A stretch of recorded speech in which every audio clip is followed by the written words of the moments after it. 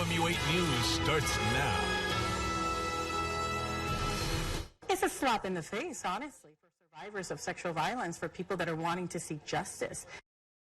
A shelter reacts after the state's number of untested sexual assault kits was announced today. We found out the state only tested a fraction of Missouri's nearly 7,000 kits. Good afternoon, everyone. I'm Emily Spain. And I'm Jim Rick. Thanks for joining us. KOMU 8 Skylar Webb is live in Jefferson City. She looked through Boone County numbers and asked, where is the state going from here? I'm live outside the Missouri Attorney General Eric Schmidt's office. Earlier today, Schmidt released this 50-page report. Results showed the state's only tested about 800 of the almost 7,000 kits found. The report shows the highest number of kits collected in Boone County is CPD at 97. University of Missouri Healthcare comes close with 66 total kits. Only 24 of those tested. Schmidt says the $2.8 million granted to the Safe Kit initiative will guarantee change in how assault kits are tested. These kits are not numbers. They are not footnotes to the reporting of a crime. They represent real human beings who've suffered, confronted their fears, reported the assault, and submitted to a kit. A kit that may be put on a shelf and remain untested. The former judge the AG put in charge of this initiative really wants to streamline that process, like putting the untested kits all in the same place and redesigning the outside of the kit for easier filing. Live in Jefferson City, Skylar Webb, KOMU 8 News. Murder trial in the 2018 New Year's Day Waffle House shooting entered its second day today. Matthew McMillan is charged with second-degree murder, even though police say he didn't pull the trigger. Prosecutors say his actions of pulling a gun led to the shooting death of Anthony Warren. KOMU 8's Destiny Patterson has sat in on this trial all day. And Destiny, what can you tell us so far? Yes, everyone came together today to deliberate this afternoon after hearing from a shooting victim. Laquan Horde Bush testified today. The night of the shooting, prosecutors say Matthew McMillan started a chain reaction after bringing a gun to the Waffle House. Prosecutors say a security guard tried to stop the fight after he felt threatened and fired his own weapon. His shot killed Anthony Warren. Bush says he was trying to protect himself after seeing McMillan's gun, but McMillan, the defendant, claims self-defense. He comes toward Laquan, and McMillan squares up towards Laquan, and he pulls out a loaded .40 caliber handgun. Laquan Horde Bush is the reason why Anthony Warren is dead. Laquan Horde Bush is the reason why there was a fight between Matt McMillan and Laquan Horde Bush.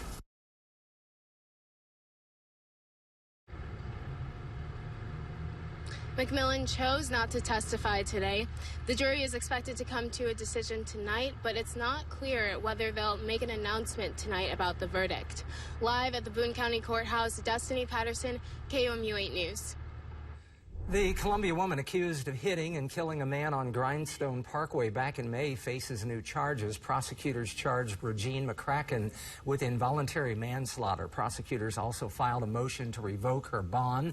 This comes after Randall Siddons died Monday from injuries from that crash back in May. Police say McCracken was going nearly 20 miles an hour over the speed limit and using video chat when she hit Siddons and another worker.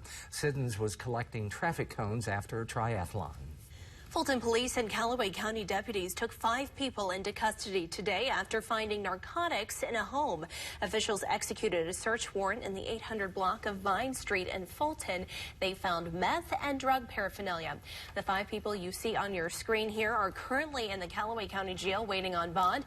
Prosecutors have not filed any formal charges against any of them yet. State troopers pulled a man over for speeding and found almost 100 pounds of marijuana in the car. It happened in Cooper County yesterday afternoon. Here's a photo of what they found. A trooper says they found 5 grams of cocaine and 96 pounds of marijuana. 57-year-old Brett Schaefer from New York is facing 2 felony charges after the traffic stop. It is a breezy day in mid-Missouri. Winds out of the southeast right now at 16 miles per hour. That's a warm weather direction, and that helped us warm into the 60s today. Then the cloud cover moved in, and now some moisture is starting to move in as well. Likely not seeing rain just yet, as we have a lot of dry air at the surface, but that's going to change over the next several hours as this rain to our southwest continues to move into central Missouri. I think over the next few hours it really starts to move in. I think a lot of us will be seeing rain anytime after 8 o'clock tonight, and then we'll see rounds of showers and thunderstorms. Yes, a few rumbles of thunder are possible tonight over the next several hours. We'll hold in the 50s. Temperatures fall through the day tomorrow. We'll take a full look at the timeline coming up in just a little bit. Okay, Matt, thank you very much. An explosive impeachment inquiry testimony today. Ambassador to the European Union, Gordon Sondland, appeared to the President Trump directly to a quid pro quo in Ukraine. But Republicans are quick to point out the president told him he didn't want anything from Ukraine. NBC's Alice Barr breaks down the most anticipated testimony of the inquiry so far. The name Gordon Sondland has come up at every turn in the impeachment inquiry. Now it's his turn. Do you swear or affirm? The U.S. ambassador to the European Union delivering bombshell testimony that directly ties President Trump to a pressure campaign in Ukraine. Was there a quid pro quo? As I testified previously, with regard to the requested White House call and the White House meeting, the answer is yes. Ambassador Sondland says the quid pro quo was this. Ukraine's president would get the White House meeting he wanted if he publicly promised to investigate a discredited theory about 2016 election interference and a company tied to Joe Biden's son. Who would benefit from an investigation of the Bidens? I assume President Trump would benefit. There we have it, see? Ambassador Sondland denying what other witnesses have described as back-channel diplomacy in Ukraine, saying the Secretary of State, Vice President, and others knew what was happening. Everyone was in the loop. And Sondland said he came to believe Ukraine wouldn't get the military aid it needed until it announced the investigations. 2 + 2 = 4 in my mind at that point. Republicans emphasizing he never heard that directly from the president. It was a presumption. And Ukraine did nothing, but still got its aid. You got all three of them wrong. They get the call, they get the meeting, they get the money. It's not 2 + 2, it's 0 for 3. Ambassador Sondland acknowledged President Trump told him directly there was no quid pro quo, the president echoing those words today. I want nothing. I want nothing. I want no quid pro quo. But Sondland's testimony raises the question, did President Trump's words match his actions? Alice Barr, NBC News, Washington. A parade of top officials Sondland implicated today included Vice President Pence, and many of them have now come out denying any wrongdoing. 10 leading Democratic presidential hopefuls will square off tonight for another debate. Here is a live look at the debate stage in Atlanta. The debate begins at 8 p.m. This comes about 11 weeks before the Iowa caucus. MSNBC and the Washington Post are co-hosting the debate. Senators Elizabeth Warren and Bernie Sanders will join former Vice President Joe Biden and rising Mayor Pete Buttigieg in the four-person top tier. Going green, coming up, the city that's trying to reduce its carbon footprint. Plus, a nationwide push to reduce paper waste. The effort started here in Columbia. We're still in the 60s right now. Get outside and enjoy it because that cooler air off to our northwest, it's coming back our way. I'm tracking that in my first alert forecast. And you're taking a live look over the Missouri River at Roachport. And what day of the week is it? It's Hump Day. It is Hump Day. It's 5:07. This is KOMU 8 News, first at 5. Coverage you can count on.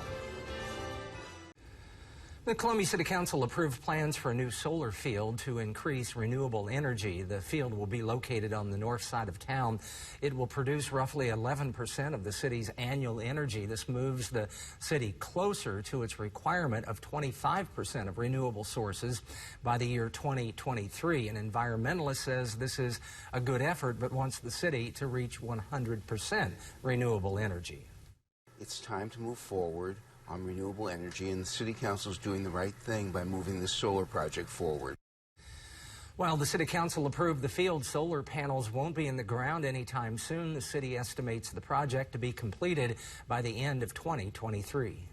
A nationwide push to reduce paper waste is starting right here in Columbia. An MU law professor launched a pledge to reduce the use of papers, flyers, and postcards the way law schools are marketing. Stacy Strong says the idea was born when she noticed the large amounts of marketing materials she was receiving from other law professors and law schools.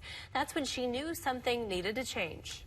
Before I started the pledge, I was in our mail room and I was pitching things straight into the recycling bin, and there were some of my colleagues in the room, and I said, how often do you read this type of material? They go, never. The pledge has been active for about a month and already has 9 law schools and more than 70 professors who have signed it. Going forward, Strong hopes to get all American Bar Associated schools to sign the pledge. We're breezy right now, winds out of the southeast, the warm weather direction, but look what happens as we head into tomorrow. Our winds are going to shift out of the northwest as cool air filters in. I'm tracking that coming up. California weather not looking so good for keeping the lights on.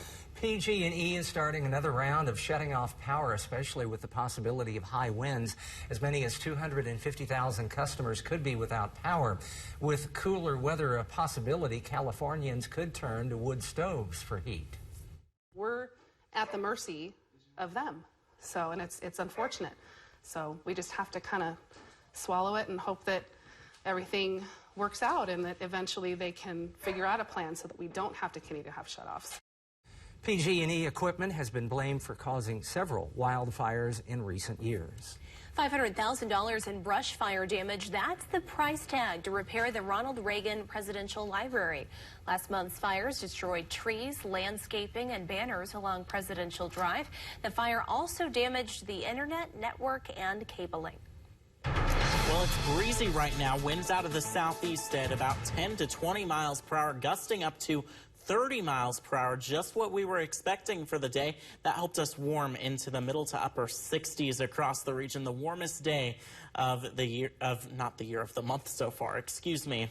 And we are watching rain that is moving in. That rain is, of course, going to be changing what we're expecting over the next several hours. Seeing some returns already showing up on top of mid-Missouri. Most of that not making it to the ground because we have really dry air at the surface. But rain back to the west of Kansas City, stretching down towards Wichita. That's going to be making its way here over the next several hours. Here's a look at those current relative humidities. The amount of water vapor the atmosphere is holding compared to how much it could hold. And we need these numbers to be much higher in order for us to see rainfall. So that is a factor that's going to kind of slow things down. But as we start seeing those returns creep into mid-Missouri, that's rain that's going to be falling, evaporating. That's going to saturate things up and give us more showers as we head into the evening. So while we're at 40% humidity right now, that number is going to rise. Precipcast shows a few of those showers starting to move in by about 8 o'clock. I think this is pretty spot on with its timing. Then we'll see more passing showers, even a few rumbles of thunder possible into early tomorrow morning. This cloud cover and this rain, it's going to keep temperatures very mild in the 50s tonight. Our average high for this time of the year is the lower 50s, and I expect us to stay in the middle 50s overnight. You may wake up to some moderate downpours. This gets out of here as we head into the morning. Still some scattered showers sticking with us, and then as we head into the middle of the day, cloud cover going to be back with us here in the region, and that rain is going to be pushing out of here, and those temperatures are going to be falling as well, which is really important to keep in mind that as you're headed out the door tomorrow, the temperature in the morning is going to be very mild, near 60 degrees. In the afternoon, it's going to be much cooler, so maybe don't wear those shorts out as you're headed out the door if you're going to be gone for a while. Rainfall totals around ½ of an inch expected. Some areas that do get in on a heavier downpour or two may see up to an inch. Overall, those should be pretty isolated in nature, and most of us won't get that much rain.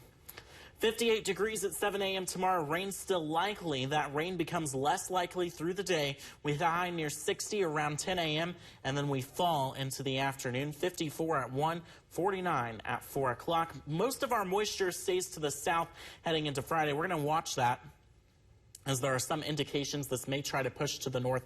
But I think for the most part, most of it stays to the south. We see some light showers as we head to Friday night. This transitions into a bit of a mix and potentially some flurries on the backside of this. Not expecting any issues in terms of your forecast. Temperatures are cooler on Saturday in the middle 40s, but warm enough that we won't see any issues. And then Sunday, we're back to the lower 50s. Your forecast for tonight, well, it's warmer than those temperatures. We're at 55 degrees, winds gusting up to 30 miles per hour, 60 tomorrow. Those winds remain gusty with those temperatures falling into the afternoon. Upper 40s, what you can expect by about 4 o'clock. Friday, 41 degrees. It's a cooler one with that moisture in place. Then we're seeing more sunshine through the rest of our weekend. Warming back up on Sunday to the low 50s, middle 50s Monday before we cool off for the middle of next week.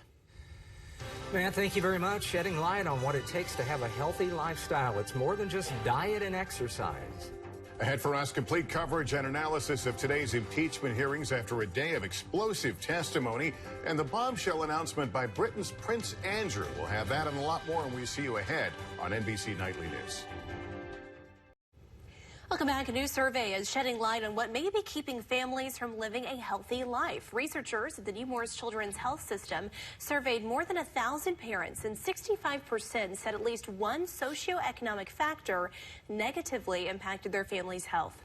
Nearly a third said they weren't able to pay at least one of their bills or had skipped medical appointments because they couldn't afford it. A study involving more than 6,000 American couples specifically looked at income differences between couples. Researchers found husbands experienced the most stress if they were the only person making money in a relationship. Their stress levels declined when their wives earned up to 40% of the household income. But if the female's earnings increased beyond that point, then so did the husband's anxiety. Omega-3 fish oil could benefit some children with ADHD. Researchers at King's College London had nearly 100 children with ADHD take high doses of omega-3 fatty acid or a placebo. Children with low blood levels of omega-3 when they started taking the supplements showed improvements in attention and focus after taking the medicine. The researchers didn't find the same improvement for children who already had normal or high omega-3 levels. A final check of a changing forecast and a recap of our top story when we come back.